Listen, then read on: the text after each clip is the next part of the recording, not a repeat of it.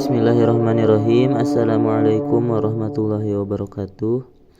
Alhamdulillah, wassalatu wassalamu ala rasulillah, amma ba'du. Puji syukur kita panjatkan kehadirat Allah subhanahu wa ta'ala yang telah memberikan karunia-Nya sehingga kita dapat melaksanakan perkuliahan dalam keadaan sehat walafiat. Sholawat berserta salam kita curah limpahkan kepada Nabi Muhammad sallallahu alaihi wasallam.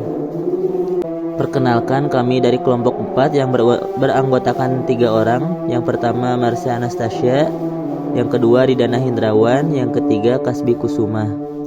Pada kesempatan kali ini izinkan kami untuk menyampaikan materi mengenai ganjaran dan moral kerja dalam organisasi.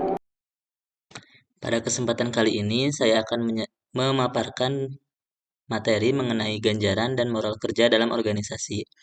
Yang pertama yaitu pengertian ganjaran. Ganjaran merujuk pada hasil atau dampak dari perilaku individu atau kelompok dalam organisasi. Dalam perilaku organisasi, perilaku individu dan kelompok seringkali dianalisis dan dikelola untuk meningkatkan kinerja organisasi secara keseluruhan. Hasil dari analisis dan pengelolaan perilaku organisasi seringkali dibagi menjadi 3 tingkatan, yaitu perilaku individu, perilaku kelompok, dan perilaku organisasi. Dalam konteks ini, ganjaran bisa diartikan sebagai hasil atau dampak dari perilaku individu atau kelompok yang telah dianalisis dan dikelola untuk mencapai tujuan organisasi seperti peningkatan kinerja, komitmen organisasi, atau pencapaian tujuan strategis. Adapun dalam pendapat lain, yaitu yang pertama, pendapat Michael Armstrong, yaitu ganjaran merupakan sistem imbalan yang terdiri dari sejumlah proses dan kegiatan yang berkaitan secara integratif untuk memastikan bahwa manajemen imbalan dilakukan secara efektif dengan keuntungan organisasi dan orang-orang yang bekerja pada organisasi di sana. Yang kedua, dalam kamus Oxford Online, disebutkan bahwa ganjaran merupakan suatu hal yang diberikan sebagai pengakuan atas layanan, usaha, dan prestasi. Adapun dalam kamus Cambridge Online, disebutkan bahwa ganjaran merupakan sesuatu yang diberikan sebagai imbalan untuk perilaku atau kerja yang baik. Nah, dari berbagai definisi di atas, dapat disimpulkan bahwa ganjaran atau penghargaan merupakan sesuatu yang didapatkan oleh pegawai atau anggota organisasi karena dia telah melakukan sesuatu untuk mencapai tujuan organisasi, baik dalam bentuk uang, material, ataupun non-material. Yang kedua yaitu mengenai faktor-faktor yang mempengaruhi besaran ganjaran. Nah, terdapat banyak faktor yang dapat mempengaruhi besarnya atau kecilnya suatu ganjaran. Hal ini perlu mendapat perhatian yang sangat besar agar manajemen organisasi dapat dilakukan secara lebih adil dan lebih layak. Adapun faktor-faktornya adalah sebagai berikut. Yang pertama, penawaran dan permintaan tenaga kerja. Faktor yang kedua yaitu kemampuan dan kesediaan perusahaan. Yang ketiga yaitu organisasi karyawan. Yang keempat, produktivitas kerja karyawan. Yang kelima yaitu pemerintah dan peraturannya. Yang keenam, biaya hidup yang berbeda-beda. Yang ketujuh yaitu posisi jabatan karyawan. Yang kedelapan, pendidikan dan pengalaman karyawan. Yang kesembilan yaitu kondisi dan perekonomian nasional. Yang 10 yaitu jenis dan sifat pekerjaan para karyawannya. Adapun pembahasan selanjutnya yaitu mengenai tujuan pemberian ganjaran. Nah, tujuan pemberian balas jasa atau ganjaran seharusnya memberikan kepuasan kepada semua pihak, baik pimpinan ataupun anggota dalam perusahaan atau organisasi. Nah, misalnya karyawan dapat memenuhi kebutuhannya, pengusaha dapat mendapatkan laba, peraturan pemerintah harus ditaati, dan konsumen mendapatkan barang yang baik dan harga yang pantas. Nah, adapun tujuan-tujuan pemberian ganjaran diantaranya yaitu yang pertama, adanya ikatan kerjasama. Yang kedua yaitu meningkatnya kepuasan kerja. Yang ketiga yaitu pengadaan efektif. Yang keempat yaitu meningkatnya motivasi para karyawan. Yang kelima yaitu stabilitas karyawan. Yang keenam yaitu disiplin atau meningkatnya disiplin dengan adanya ganjaran. Yang ketujuh yaitu pengaruh serikat buruh, dan yang kedelapan yaitu pengaruh pemerintah. Materi selanjutnya adalah hubungan ganjaran dan kinerja.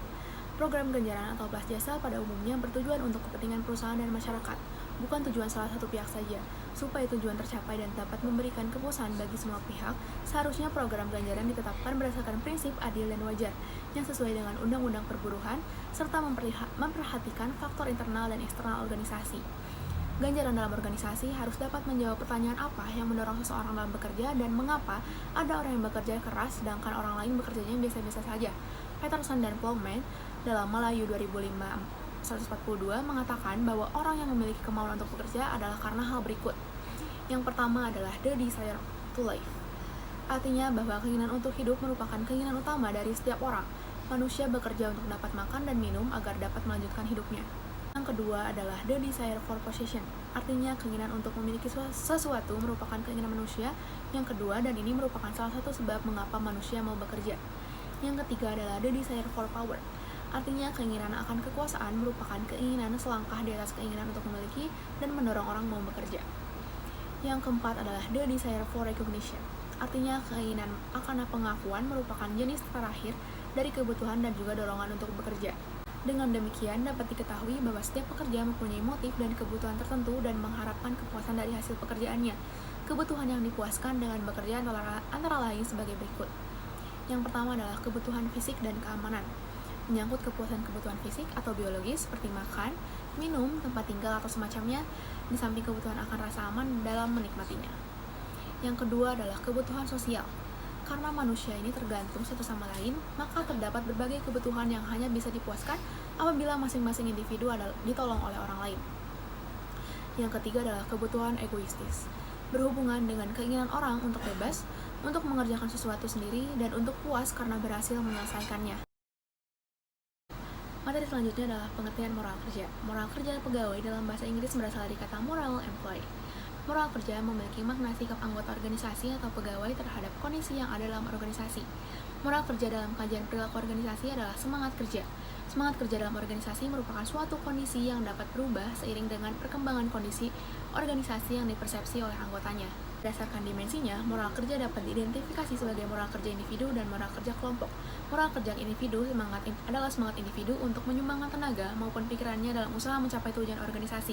Sedangkan moral kerja kelompok merupakan semangat kerja dari kelompok secara bersama-sama untuk menyumbangkan tenaga dan pikirannya guna mencapai tujuan bersama atau tujuan organisasi.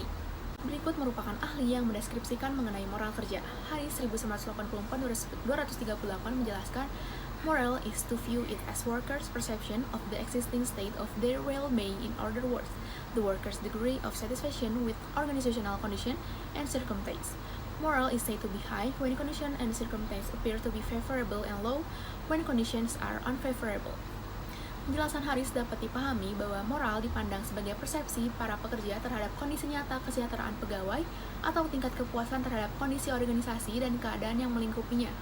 Moral juga dikatakan tinggi manakala kondisi-kondisi dan lingkungan sekitar yang menyertai organisasi dirasakan nyaman, dan dikatakan rendah manakala kondisi-kondisinya tidak nyaman. Selanjutnya saya akan menjelaskan mengenai poin F.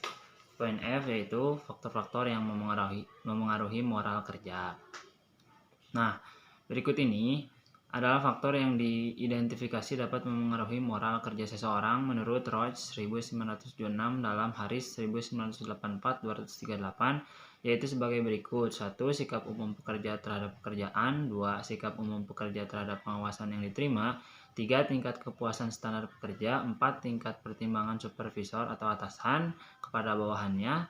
5. Tingkat tekanan dan beban kerja. 6. Perlakuan yang diberikan manajemen kepada pekerja. 7. Tingkat harga diri atau kebanggaan pekerja dalam perusahaan dan di dalam aktivitas pekerjaannya. 8. Tingkat kepuasan pekerja terhadap upah atau gaji. 9. Reaksi pekerja terhadap jaringan komunikasi formal dalam sebuah organisasi.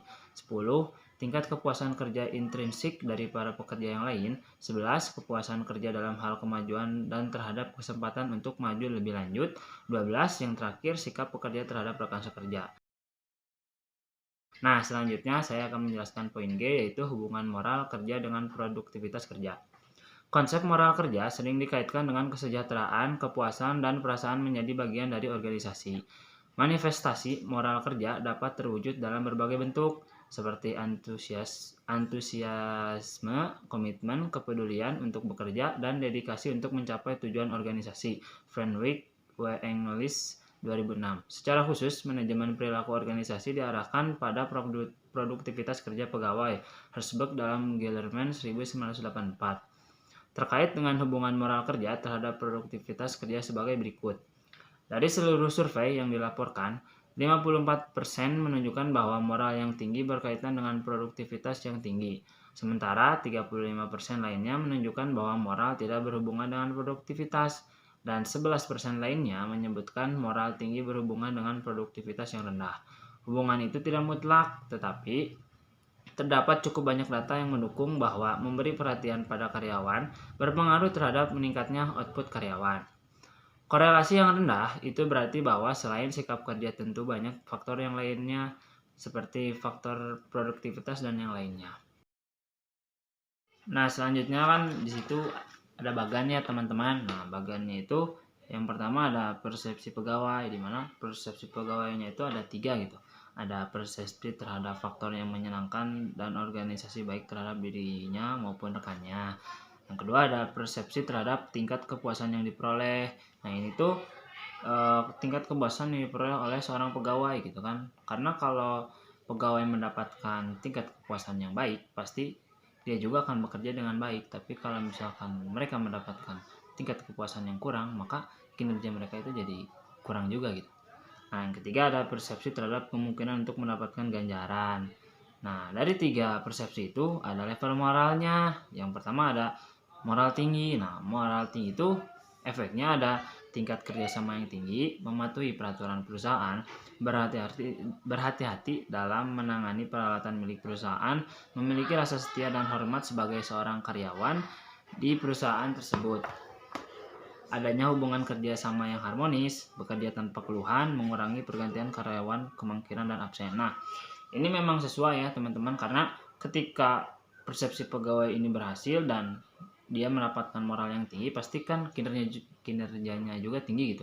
Maka dari itu, kenapa di efek dari moralnya ada tingkat kerjasama yang tinggi, terus mematuhi peraturan perusahaan, pokoknya segala hal yang positif gitu.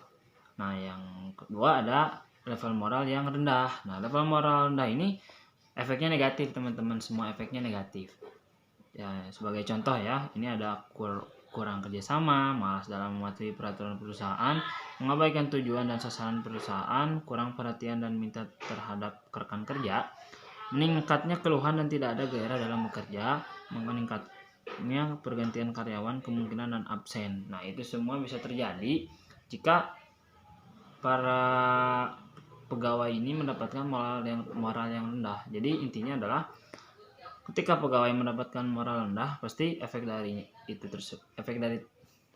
moral tersebut adalah hal-hal yang negatif. Jika moralnya tinggi, pasti yang akan didapatkan adalah efek moral yang positif. Seperti itu teman-teman, si variabel-variabel yang digambarkan di sini gitu ya.